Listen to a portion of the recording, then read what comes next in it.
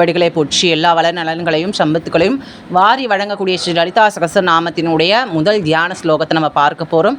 அம்பிகையினுடைய அற்புதமான வர்ணனையும் அவளுடைய கருணையும் நம்முடைய மன தியானத்தில் நம்ம தியானிக்கும் பொழுது அதனுடைய ஒருங்கிணைப்பு அப்படின்றது மிகவும் தெல்ல தெளிவாக இருக்கும். அதனால் தியானத்தின் மூலமாக அம்பிகையை சிந்திக்க உள்ளோம். சிந்துராருண விக்கிரகாம் திரிநயனா மாணிக்க மௌலிஸ் தாராநாயக சேகதம் ஸ்மித முகிமாமி நவசோக்ஷுரூகாம் மாணிப்பியா மணிப்பூர்ண ரத்ன சக்ஷகம் ரக்தோத்பலம் பிப்ரதியும் சௌமியாம் ரத்ன கடஸ்த ரக்தச்சதனாம் தியாயேத் பராம் அம்பிகாம்.